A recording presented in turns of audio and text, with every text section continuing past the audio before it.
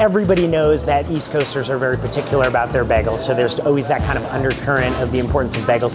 It's just a staple food back home. It's something we eat every day. It was just kind of a natural thing to be like, yeah, I want good bagels.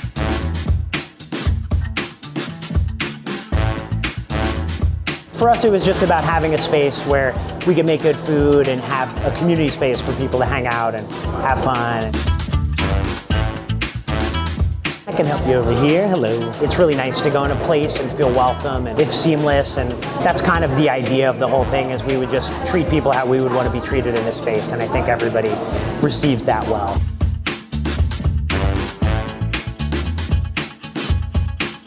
I can't believe how long people wait.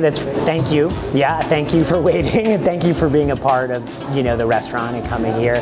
It's been really, really nice to have been received really well by the community. We've got all our bagels here, sea salt, poppy, some everythings. We do plain, salt, poppy seed, black and white sesame, everything, regular egg. Pumpernickel everything, cinnamon raisin.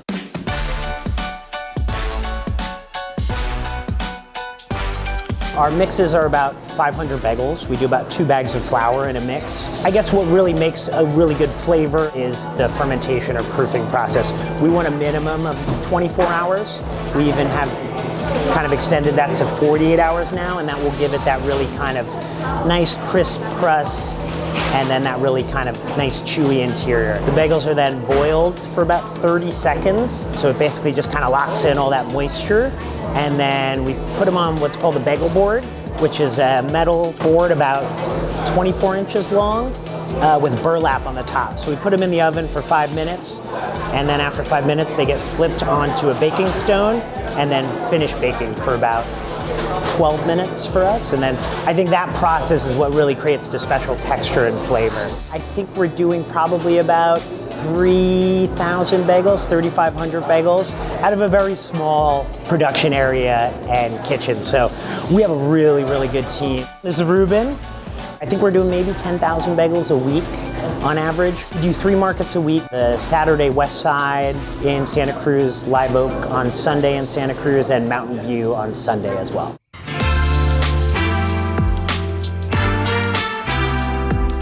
I've worked in food and restaurants and catering for a long time, so I was making bagels for maybe a year. COVID happened in 2020. All of my catering work had dried up, and we were living in Santa Cruz, and I just had no work, and I just kind of decided to make bagels, and it went from maybe doing like 10 dozen to doing 20 dozen to doing 30 dozen in the progression of a matter of weeks. So it was something that kind of got traction pretty quick, which was really, really sweet and surprising. Bagel by day, pizza by night. So our pizza is Detroit-ish, Sicilian-ish, it's kind of a pan pizza. The dough is quite different from the bagels, but I guess the attraction for me was it was just a really viable option for kind of doing a lot of volume.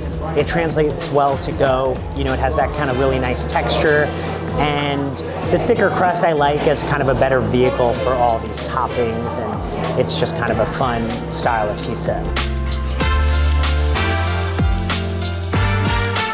It's wonderful being your own boss and having your own space, and just, being able to do this as kind of a creative outlet as well. It's really a close-knit, sweet community that's kind of a little tucked away from everything else in the city, which is really charming, and we really like it a lot. We've got our kitchen.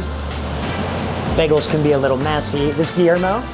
Guillermo, say hi. So I'm originally from Long Island, New York, born and raised. We actually just went back to New York in January, which was really nice to go back, and we did a lot of research. Just the fact to be feeding people and they're enjoying it, and feeding families. Everybody will eat a bagel, which is really nice. So it just feels really good to be well received. We're super thankful for that.